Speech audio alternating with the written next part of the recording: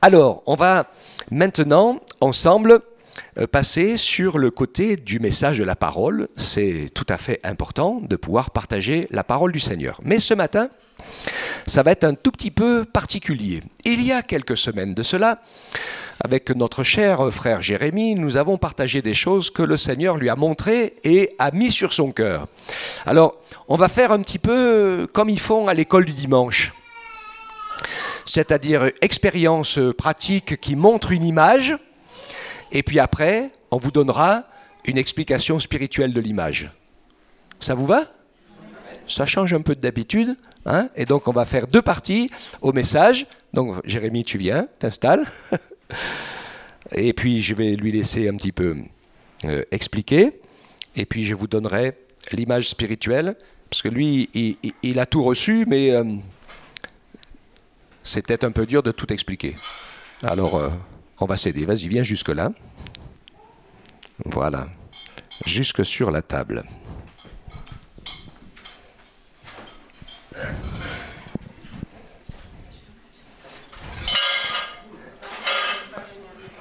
Hein? Oui, s'ils veulent voir plus clair, il y a des places devant, ouais. Comme tu veux. Allez, vas-y. Bonjour à tous. Du coup, voilà, donc ce matin, bon, ça va être très imagé. Alors je vous rassure, il va y avoir tout ce qui est verrerie, plat, mais on va pas faire de la cuisine. Ah, voilà.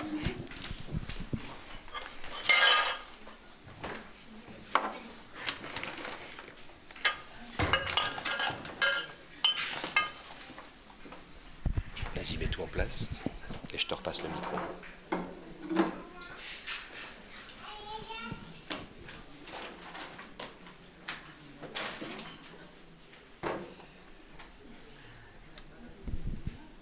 La feuille.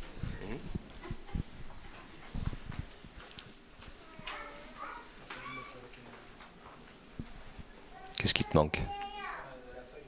Elle est là. Ah oui, tout est là. Non, le prédicateur, il part pas sans sa feuille. Hein.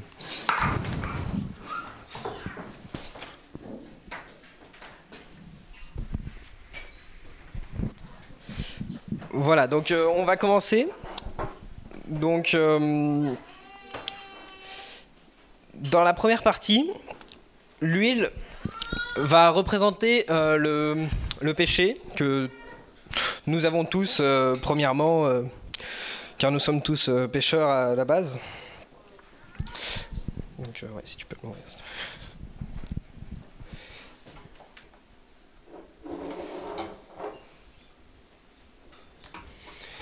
Donc voilà, ce récipient, ce verre, va nous représenter nous. Donc voilà, à la base, nous sommes remplis de ce péché. Mais, merci Seigneur, nous avons le pardon, donc qui va être représenté ici par l'eau. Donc une fois que l'on accepte ce pardon, nous allons nous remplir petit à petit de cette eau.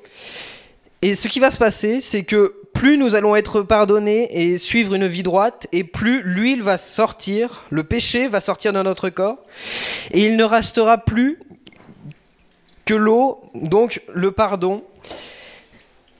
Et ce, pour remplir, il faut suivre,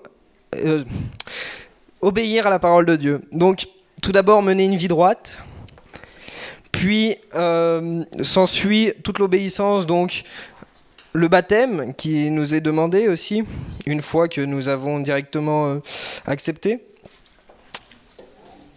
Et ce que l'on peut voir aussi, c'est que ce qui est à l'intérieur, merci,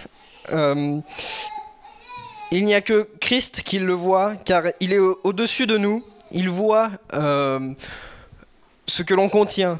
Mais plus nous allons exercer ce que la Bible nous demande, et plus nous allons déborder. Et c'est à partir du moment où nous commencerons à déborder que les autres autour de nous pourront se rendre compte de ce qui découle de nous et de notre vie de chrétien. Donc voilà pour la première partie. Merci Jérémy.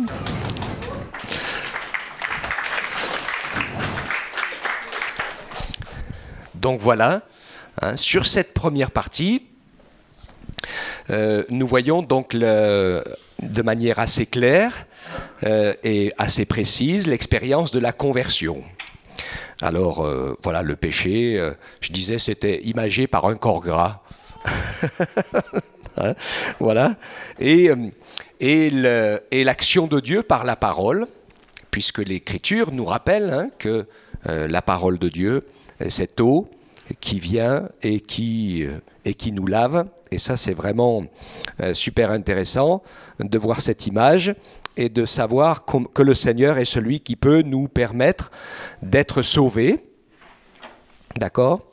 Se convertir à Jésus, c'est complètement et tellement important. Et puis le suivre avec force et fermeté, c'est essentiel. Donc il y a plusieurs versets que Jérémie a choisis. Je vais vous les dire et vous les lire. Le premier, c'est Éphésiens chapitre 6, les versets 14, 15, 16 et 17. Il dit « Tenez donc ferme, ayez à vos reins la vérité pour ceinture, revêtez la cuirasse de la justice, mettez pour chaussures à vos pieds les bonnes dispositions de l'évangile de paix. Prenez en toutes circonstances le bouclier de la foi, avec lequel vous pourrez éteindre les traits enflammés du malin. Prenez aussi le casque du salut et l'épée de l'esprit qui est la parole de Dieu. » Amen. Il y a 3 versets. Hein. Après, c'est 1 Pierre, chapitre 2, versets 15 et 16. C'est la volonté de Dieu qu'en faisant le bien, vous réduisiez au silence l'ignorance des insensés. Et comme des hommes libres, sans faire de la liberté un voile qui couvre la méchanceté, mais comme des serviteurs de Dieu. Et puis une dernière lecture qui est Galates 5, 16. Je dis donc, marchez par l'esprit et vous n'accomplirez point les désirs de la chair. Amen. J'explique souvent cette image aux frères et sœurs ou dans les missions ou en voyage, et beaucoup quand je parle avec les ados pour leur montrer comment ils peuvent faire pour pouvoir vaincre toutes les sortes de péchés qui risquent de les envahir. Et souvent il y a un gros blocage, voire même une difficulté à y arriver, parce que je pense que ce n'est pas difficile de se rendre compte qu'il y a plusieurs péchés qui sont là. Et ce matin, je vais parler d'un péché bien particulier dont on n'ose jamais parler et qui fait des ravages. Et ça s'appelle la pornographie. Et je pense que c'est nécessaire parce qu'il n'y a pas que des ados qui sont là-dedans. Il y a aussi des hommes d'âge mûr et toutes sortes de choses. Et en vérité, semble-t-il, beaucoup plus d'hommes que de femmes. Et ça, quand on fait un petit peu de psychologie, c'est assez facile à comprendre parce que l'homme est quelqu'un qui vit et qui fonctionne dans sa relation avec la vue et le regard, alors que la femme avec l'oreille, l'audition et le sensoriel. Okay ? Donc évidemment, ça n'évoque pas les mêmes choses. Mais ce que je veux dire, et parce que c'est très important, et surtout pour les jeunes, ou peut-être même pour les enfants, et aussi pour les parents, ne laissez pas d'ordinateur tout seul, ni de tablette, ni de téléphone portable connecté dans la chambre de vos enfants la nuit, ni le jour d'ailleurs. Ça doit exister que dans le lieu public de la maison. Hein. Et moi, je vais parler un petit peu à ceux qui pourraient être un petit peu tentés, ou beaucoup tentés, ou ceux qui ont déjà un petit peu regardé. C'est un des péchés qui vous emprisonne le plus rapidement. C'est un vrai piège. Et quand on commence à y mettre le bout des doigts, alors on y passe tout entier, très rapidement, et ça devient une dépendance grave, parce que ça va compliquer, entacher votre mental et votre relation de couple future.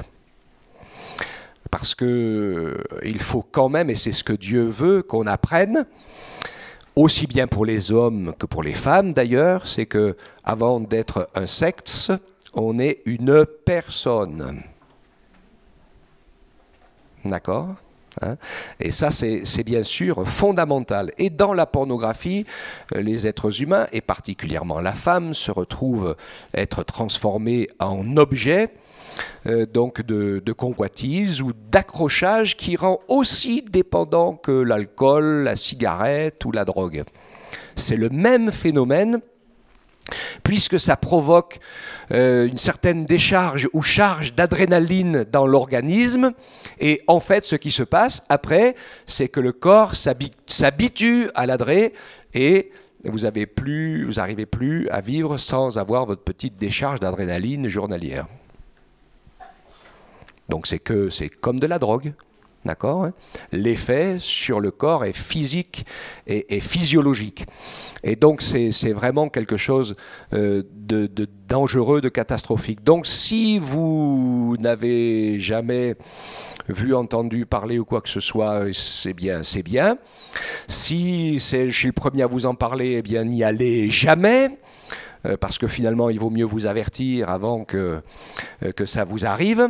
Et si jamais vous avez commencé à mettre les yeux dans ce genre de choses, alors je vous invite à venir devant le Seigneur pour lui demander pardon, tout simplement. Et puis, à faire demi-tour dans votre vie, ça s'appelle la conversion, pour mettre toute votre foi en Jésus, mais qui n'est pas simplement comme ça, cette conversion, c'est remplissez votre vie d'autre chose. Parce qu'on ne peut pas se sanctifier en essayant simplement de faire sortir le mal de notre corps ou de nos yeux, parce que nous avons un organisme et un corps qui a horreur du vide. Et donc ça ne sort pas si vous ne mettez pas autre chose à la place.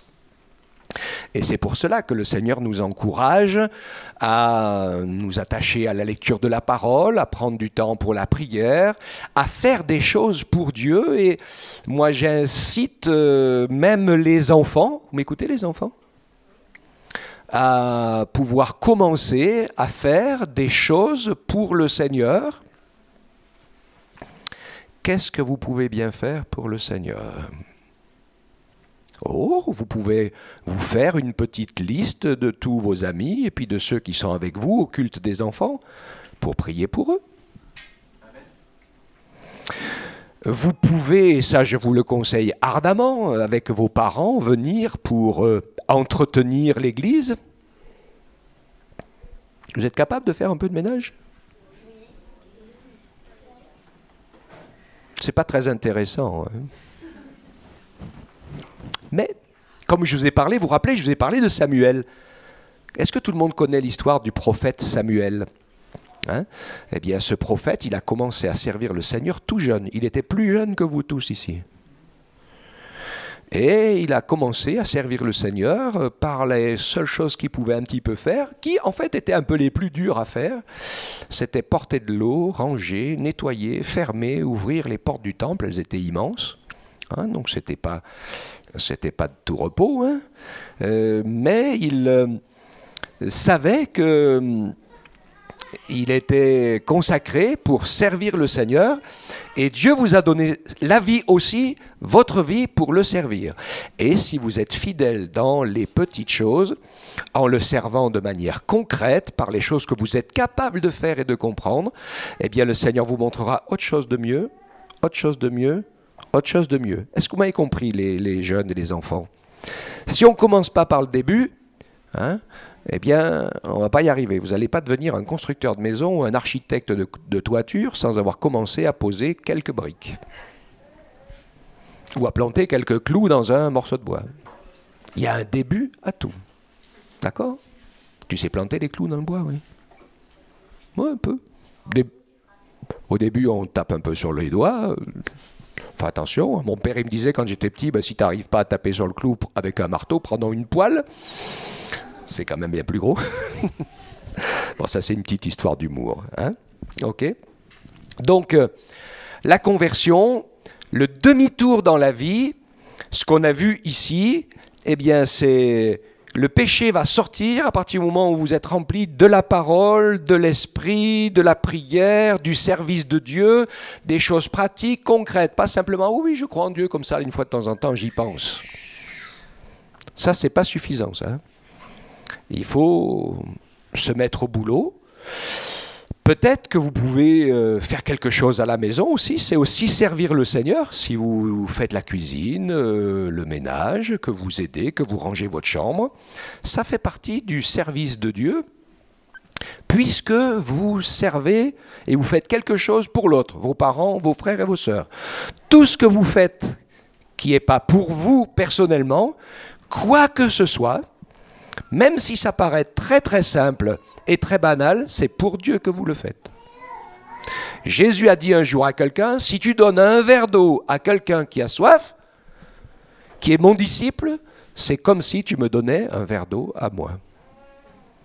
Donc à chaque fois que tu essuies la table à la maison, c'est comme si tu essuyais la table où Jésus a mangé. À chaque fois que tu fais la cuisine à la maison, c'est comme si tu préparais à manger pour le Seigneur Jésus. C'est super ça, hein?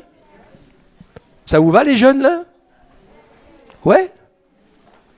Parce que lui, il n'a pas besoin, mais comme lui, il n'a pas besoin qu'il ait esprit, qu'il est dans le ciel, il a dit, eh bien, pour qu'ils le fassent, c'est que s'ils le font pour les autres, voilà, eh bien, c'est comme s'ils le faisaient pour moi. Soyez des enfants, des jeunes, des hommes et des femmes, dont une bonne partie de votre vie est consacrée à bénir les autres. Nous sommes là pour ça, c'est comme ça que Dieu fonctionne.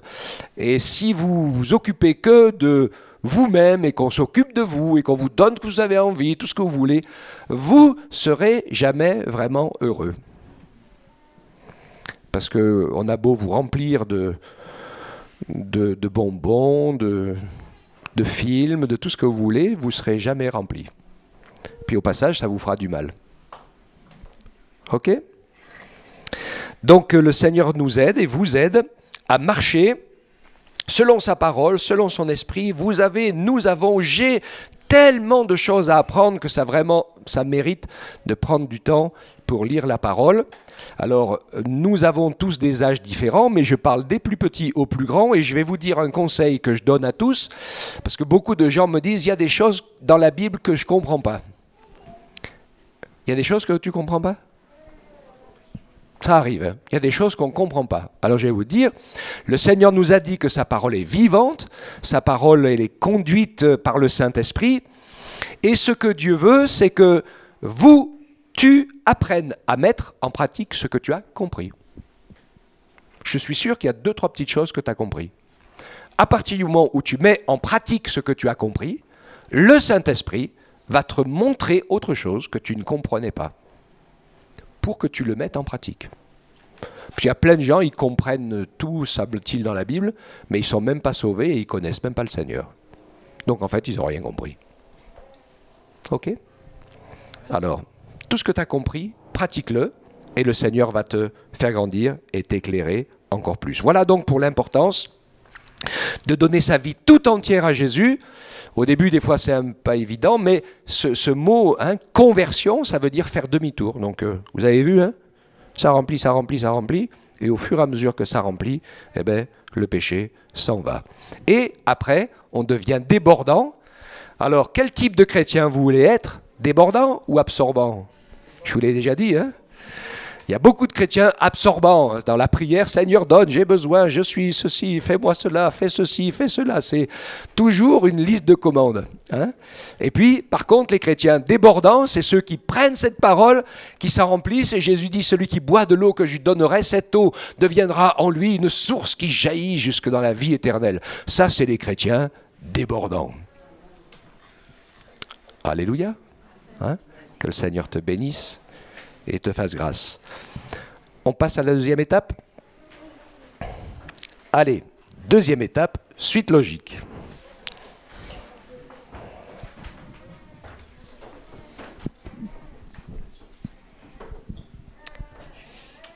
Voilà.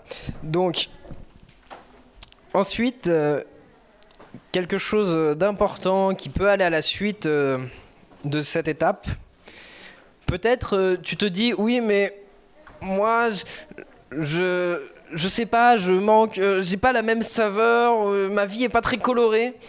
Et moi, ce que je te propose, c'est que dans cette eau, tu rajoutes ce qui va donner ce goût et cette couleur à ta vie.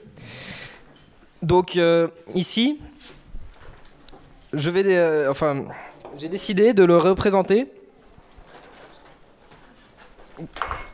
par du sirop. Oui. Oui, tout le monde sait ce que c'est. Je pense que tout le monde en a déjà goûté une fois.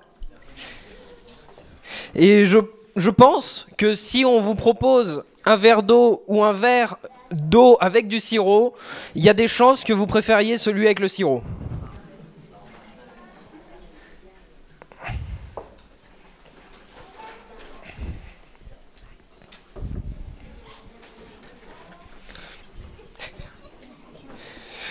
Oui, je vous parle pas du regard des gens quand j'ai acheté 3 bouteilles de sirop. Hein.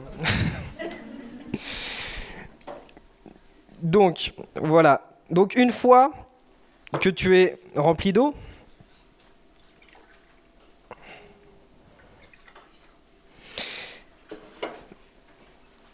le sirop va représenter le baptême du Saint-Esprit. Et comme nous dit la Bible, dans la suite du baptême du Saint-Esprit, il y a différents dons, mais un même esprit. C'est pour ça que j'ai choisi 3 bouteilles de sirop différentes. Toutes les 3, ce sont des sirops, mais aucune n'a la même couleur ni la même saveur. Et maintenant, si on regarde, ça, forcément, tout de suite, ça attire l'œil. Si je vous présente les deux,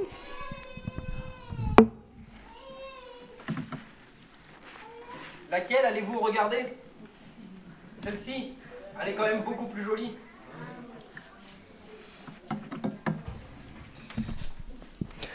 Alors voilà, et vraiment, c'est presque un privilège de vivre ça.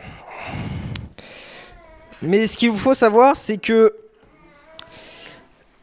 la différence entre ces 3 verres, il n'y en a aucune. C'est-à-dire que tout le monde peut mettre du sirop dans l'eau. Tout le monde peut être baptisé du Saint-Esprit, mais il faut juste faire ce pas. Alors, peut-être, on t'en a jamais parlé, c'est la première fois que tu découvres, mais peut-être aussi que tu as des appréhensions. Tu te dis, vais-je encore être aussi libre qu'avant? Oui, tu vas être libre. Car si tu crois que Dieu est un Dieu de liberté, sachant que Dieu est Père, Fils et Esprit, les 3 vont te donner la liberté. Et sur les apôtres, ce sont des langues de feu qui sont tombées. Et une langue, vous pouvez choisir de l'exercer ou de ne pas l'exercer.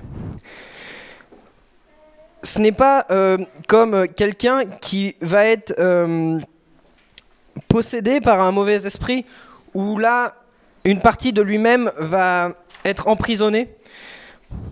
Vraiment, ça reste un choix et c'est comme le pardon. Soit on l'accepte, soit on ne le prend pas. Et forcément, à partir de ce moment-là, quand tu vas déborder, l'eau colorée va attirer plus l'œil qu'un verre d'eau simple.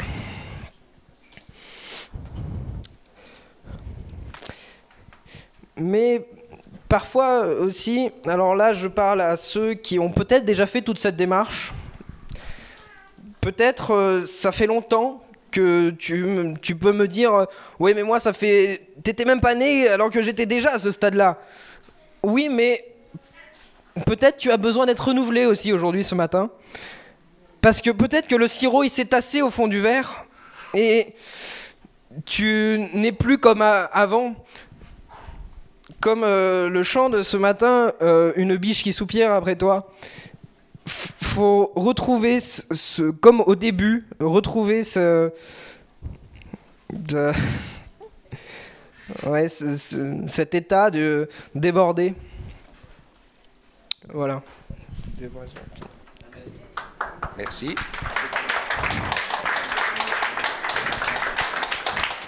Merci beaucoup. Donc vous avez vu que pour pas que le sirop reste au fond ou qu'il descende, eh bien, il faut être renouvelé sans cesse. Et donc je voulais appuyer parce que quand Jérémie, le Seigneur, lui a montré tout ça, j'ai dit ouais, c'est super génial, on va pouvoir en parler et le partager. Et ça m'a rappelé quelque chose qui est vraiment essentiel parce que pour beaucoup de pentecôtistes, voilà, une fois que le baptême du Saint-Esprit, on l'a exprimé, qu'on a parlé dans des langues nouvelles, on a l'impression qu'on a fini le dernier certificat de progrès de la vie chrétienne. Mais ce n'est pas comme ça du tout que ça fonctionne. Je crois que c'est régulièrement qu'on doit être re-rempli de l'esprit. Parce que sinon, c'est ce qu'il a dit, tout de suite, la couleur redescend au fond. Et donc, ce n'est pas qu'un jour qu'on a été baptisé du Saint-Esprit. Il y a des gens qui me disent « Oh, j'ai été baptisé du Saint-Esprit il y a des années, puis maintenant, je ne vis plus rien. » Ben oui, il faut revenir à la communion avec le Seigneur, revenir à la communion d'amour et reprendre sa vie d'engagement avec Dieu. Alors, je voulais donner quelques versets pour cela. J'ai peut-être pas le temps de tout lire ce matin, mais simplement de rappeler 1 Corinthiens 12. Il fait la liste des dons spirituels que le Seigneur nous encourage à vivre. Vous avez aussi dans Galates le fruit de l'esprit. C'est très important, l'un comme l'autre. Ça fait partie des nécessités. Je crois d'ailleurs que certaines personnes se sont un petit peu étiolées sur les dons de l'esprit, justement parce qu'ils n'ont pas veillé aux fruits de l'esprit. C'est deux choses différentes. Le fruit de l'esprit, c'est le renouvellement et le maintien de ta vie chrétienne dans quelque chose qui continue à transformer ton existence. Les dons de l'esprit, c'est simplement le Seigneur qui t'utilise pour dire des choses ou faire des choses pour les autres. Il faut faire très attention. Il y a beaucoup de gens qui ont pris l'habitude d'exercer certains dons spirituels et comme ils continuent de les exercer, ils pensent qu'ils sont au top de la vie chrétienne. Mais vous avez entendu cette parole de Jésus qui parle de la fin des temps et du moment où on se retrouve avec lui et où certaines personnes viendront alors qu'elles sont dehors, qu'elles ne sont pas dans le royaume et qu'elles viendront en disant « Seigneur, nous avons guéri les malades, chassé les démons, nous avons parlé en ton nom, nous avons fait ceci, nous avons fait cela. » Et Jésus leur dira « Je ne vous connais pas. »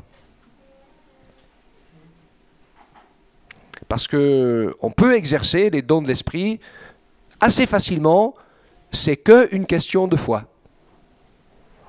Où l'esprit se sert de nous. Alors, vous ne croyez pas très fort, parce que le Saint-Esprit peut même se servir des gens inconvertis, s'il veut. S'ils se taisent, les pierres crieront. Il se sert de qui il veut, le Saint-Esprit. Et même parfois, il se sert de nous, malgré nous. Mais le fruit de l'esprit, c'est la transformation de notre caractère en caractère de Jésus. Et ça nous parle d'une communion entre lui et nous, obligatoire et régulière, qui fait qu'on est en contact avec le Seigneur Jésus et qu'on aime son image et sa personne et qu'on persévère pour devenir ses disciples, pour que chacun d'entre nous puisse être appelé chrétien, non pas parce qu'on croit en Jésus, mais chrétien parce qu'on lui ressemble. D'accord ? Et aujourd'hui, le mot chrétien est très galvaudé. C'est les chrétiens, voilà, c'est ceux qui croient en Jésus, et les musulmans, c'est ceux qui croient en Mahomet. Mais il faut qu'on soit très attentif à cela. Les vrais chrétiens, c'est ceux qui ressemblent à Jésus. Donc le Seigneur nous a fait cette promesse, Actes 1:8, vous recevrez une puissance, celle du Saint-Esprit survenant sur vous, vous serez mes témoins. Dans la Judée, la Samarie, jusqu'aux extrémités de la terre. Donc la parole du Seigneur continue à être exprimée jusqu'aux extrémités de la terre avec l'aide nécessaire d'être rempli du Saint-Esprit pour cela, parce qu'on ne peut pas y arriver. Et puis j'ai continué avec Actes 2, 38 à 40, où après la première prédication de Pierre, Pierre dit à toute la foule des auditeurs, « Repentez-vous, que chacun de vous soit baptisé au nom de Jésus-Christ pour le pardon de vos péchés, et vous recevrez le don du Saint-Esprit, car la promesse est pour vous, pour vos enfants, et pour tous ceux qui sont au loin, en aussi grand nombre que le Seigneur notre Dieu les appellera.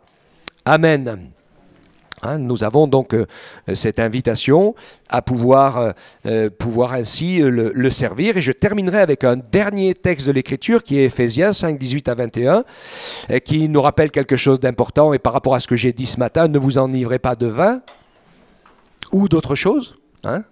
J'ai parlé de la porno, j'ai parlé de plein de choses qui peuvent en fait nous enivrer, c'est-à-dire que ça nous fait perdre notre capacité à gérer notre propre vie. Voilà, on devient esclave de nos yeux, de nos corps, ou voilà, tout un tas de choses. Le Seigneur a dit, tout homme est esclave de ce qui a triomphé de lui. Donc ne laisse pas le péché triompher de toi. Soyez au contraire remplis de l'esprit, entretenez-vous par des psaumes, des hymnes, des cantiques spirituels, chantant et célébrant de tout votre cœur les louanges du Seigneur. Rendez continuellement grâce à Dieu le Père pour toutes choses, au nom de notre Seigneur Jésus-Christ, vous soumettant les uns aux autres dans la crainte de Christ. Ça en fait partie, qui est la capacité à travailler ensemble. Et ça, c'est ce qu'on vit ensemble dans l'Église. Ça fait partie de l'école de Dieu, parce que de se mettre, comme j'ai dit tout à l'heure, au service des autres, même si parfois ils ne sont pas justes avec nous, même si parfois c'est difficile, des fois on se frite, on se dispute, on n'est pas d'accord, c'est comme dans une famille, mais regardez dans la Bible, tout le monde n'a pas toujours été d'accord. Et il y a eu des événements parfois très difficiles. Et vous qui voulez servir le Seigneur, eh bien, le Saint-Esprit va vous conduire dans le désert et dans les injustices. Or, des fois, on dit « Oh, ces chrétiens, ce pasteur, cette église. » Non, non, non, non. Vous ne trompez pas. Ne te trompe pas. Le Seigneur est en train de te conduire dans le monde des injustices pour voir si tu es fidèle, si tu as appris quelque chose au niveau de l'amour, ou tu aimes juste quand ça va bien, si tu as appris quelque chose au niveau du pardon, ou tu pardonnes juste quand tu n'as pas grand-chose à pardonner, juste parce qu'on a oublié de te dire bonjour, ou qu'on est passé à côté de toi sans te regarder. Mais même des fois, il y en a, ils n'arrivent pas à pardonner ça. Oula. Et donc, c'est l'école de Dieu, cette école des injustices. Et au fur et à mesure qu'on voudra le servir, eh bien, le Seigneur va nous aider à vérifier. Et moi, je sais qu'en avançant avec Dieu, je me suis rendu compte que je croyais que j'aimais, mais en fait, oui, j'aimais bien quand j'étais pas trop contrarié. C'est ça, quand ça allait dans le bon sens. Ou je pardonnais bien aussi quand les péchés sont pas trop gros, pas trop graves. Mais Dieu veut nous aider à vivre. Et donc c'est tellement important pour nous de pouvoir ainsi consacrer notre cœur, nos pensées et même notre corps au Seigneur, puisqu'il veut que notre corps devienne le temple du Saint-Esprit. Et quand je parlais des chaînes et des liens de la pornographie, quand vous regardez bien l'explication de Jésus, vous verrez que c'est de l'adultère avant l'heure. Parce qu'il y a des gens qui me disent, je discutais avec quelqu'un un jour qui me dit « Ah mais moi j'ai jamais commis l'adultère. » Bon. Et j'ai dit « T'as jamais connu une autre personne avant de te marier ?»« Oh si, plusieurs. » Avant, pendant, après. Normalement, le Seigneur nous a réservé pour une personne jusqu'à sa mort. Voilà. Et donc, en dehors de cela, eh bien, c'est de l'adultère. Après, bon, il y a des choses à régler entre le Seigneur et soi, des situations compliquées, difficiles. Il y a des gens qui sont séparés, remariés, qui ont refait leur vie. Mais après, on règle ça devant le Seigneur avec un vrai pardon, une vraie reconstruction. Et on sait que, voilà, peut-être qu'on a raté le plan A, il y a le plan B, mais il ne faut pas dire que ce n'est pas péché quand c'est péché. Et le Seigneur fait grâce, le Seigneur nous pardonne, comme tous nos péchés, parce qu'il y en a qui sont dans le contraire et qui n'arrivent pas à vivre le pardon. Moi, je connais des personnes avec qui j'essaye de leur dire, mais Dieu t'a pardonné, la page est tournée, et ils sont toujours dans la culpabilité, toujours dans la prison, toujours enfermés, en tôle, hein, je le disais cet après-midi, tu es dans une prison avec la porte ouverte. Parce que Jésus, il a ouvert la porte. Il a brisé les chaînes, et il ne veut pas qu'on reste dans la condamnation. Quoi que ce soit qui se soit passé, nous pouvons venir à Jésus, vivre un plein pardon, avec son pardon et sa grâce, recommencer une autre vie, où on va, par sa grâce, réussir ce qu'on a peut-être raté la première fois. D'accord, hein? Mais la fidélité pour Dieu, c'est quand même, c'est la règle. Okay, hein? Et donc c'est vraiment important de comprendre les uns et les autres que ce n'est pas parce qu'on est dans un monde où le péché règne de partout que la barre est descendue. La grâce de Dieu augmente jusqu'à une certaine limite. Hein? Et quand le péché atteint une certaine limite, comme du temps de Noé, alors Dieu arrête tout et il fera la même chose. Hein? Il y a des gens qui disent « Oh, depuis le temps vous dites que Dieu va revenir et qu'il va juger tout le monde, on n'a toujours rien vu. » Le Seigneur use de patience.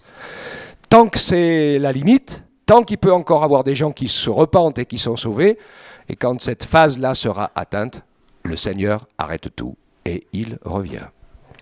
Amen. Ça a toujours été comme ça s'est toujours accompli comme ça. Donc on sait que la barre ne descend pas, mais que la grâce de Dieu est sans limite si on veut bien s'y accrocher et puis la vivre. Amen. Je vous propose, on a quelques minutes, on va le faire ensemble, on va prendre quelques instants dans la prière, parce que peut-être qu'avec ce qu'on a dit, et j'espère aujourd'hui, parmi les jeunes et les moins jeunes, il y en a qui voudraient donner leur cœur à Jésus, vraiment. De pas simplement dire, ah bien maintenant j'ai décidé de croire en toi, mais de dire, Seigneur, je veux te donner ma vie. C'est ça la conversion. Hein, de dire, Seigneur, ma vie, je te la donne. Tu es mort à ma place et je te donne ma vie. Donc je vais faire un appel, on va se mettre dans la prière, fermer nos yeux. Et moi je ne ferai pas la différence, mais le Seigneur le sait, hein, à ceux qui veulent donner leur vie à Jésus, à ceux qui veulent être remplis du Saint-Esprit et qui peut-être étaient dans leur vie chrétienne tous les jours à dire Seigneur donne, donne, donne, donne, et qui ont compris aujourd'hui qu'il fallait se remplir de la parole, de la prière, de la consécration, du service, pour chasser le péché, être rempli de son Esprit Saint. Peut-être quelqu'un voudrait être baptisé de l'Esprit, et puis peut-être quelqu'un voudrait simplement être renouvelé dans la grâce de Dieu, dans le pardon de Dieu, dans cette vie chrétienne, qui parfois on est un peu fatigué, on peut user. Moi, je peux vous promettre que le Seigneur est capable de remettre tout comme si c'était le premier jour. Alléluia. Alors, si c'est ton cas, eh bien, je vous invite, pendant qu'on a les yeux fermés, à vous lever à votre place, quel que soit le sujet de prière qui est le vôtre. Et puis, on va mettre cela ensemble devant le Seigneur. Voilà, n'hésitez pas, je ne vais pas insister. Il y a quelques-uns qui ont commencé à se lever. Mais faites-le avec toutes vos forces. Et puis venez au Seigneur pleinement, donnez-lui la première place, la priorité. Arrêtez de demander à Jésus de vous suivre, mais dites à partir d'aujourd'hui, Seigneur Jésus, je veux te suivre sur le chemin que tu me traces. Amen. Je ne vais pas insister encore une dernière fois, toi tu es hésitant, le Seigneur t'invite à pouvoir te lever, même si vous êtes enfant aussi, hein, que vous voulez vous lever devant le Seigneur, eh bien fais-le, il n'y a pas de souci, le Seigneur voit ton cœur, et il va prendre ton cœur, il va te... écouter ta prière et te suivre. On prie tous ensemble. Seigneur, merci pour ton grand salut. Merci pour ton grand pardon. Merci parce qu'à la croix, tu as versé ton sang pour que nos péchés soient effacés, pour que nous puissions être guéris, délivrés, libérés du péché et à la place, tu puisses nous remplir de ta parole, de ton esprit, de ton plan, de ta volonté pour nous entraîner dans cette vie nouvelle. Tu veux qu'on se consacre à toi pour nous emmener afin que nous devenions ce que tu as prévu que nous devenions. Merci de nous donner aussi le fruit de l'esprit pour te ressembler. Merci de nous permettre aussi d'exercer les dons de l'esprit pour le salut, la délivrance et la guérison de ceux qui sont autour de nous. Et merci de nous permettre, Seigneur, de vivre une vie qui se renouvelle régulièrement, pour que nous soyons débordants dans la vie chrétienne, que nous devenions des servantes et des serviteurs de Jésus, et pas des hommes et des femmes qui attendent que Jésus nous serve. Alléluia, Seigneur. Je te prie pour chacune des personnes debout, Seigneur, que tu connais. Tu sais quelle est la prière de son cœur. Et tu nous as donné, Seigneur, d'avoir une vie en couleur, aux couleurs de ton esprit, aux couleurs de ta vie. Une vie nouvelle, triomphante, parce que tu as vaincu le péché. Seigneur, merci de ta grâce. Je te prie pour ceux qui se sont levés afin que tu leur donnes, Seigneur, de s'engager avec joie de toute leur force dans cette vie nouvelle, dans cette carrière nouvelle que tu leur as tracée. Merci, Seigneur, pour ce chemin nouveau. Et je te loue et on te rend grâce. Vous pouvez vous asseoir. Seigneur, sois béni. Ensemble, on remercie le Seigneur pour sa parole, pour sa présence, pour son esprit. Donne-nous, Seigneur, de savoir te laisser nous parler.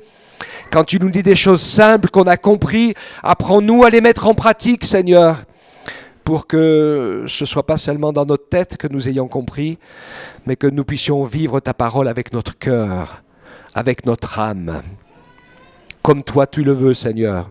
Apprends-moi, apprends-nous chacun à t'aimer, à te servir, à te mettre sur le trône de nos cœurs et nous sur la croix, et pas l'inverse. Seigneur, merci. Merci pour tes bienfaits. Merci de sceller toutes ces paroles en nous, Seigneur, et de nous donner la force d'entrer dans cette nouvelle vie avec toi.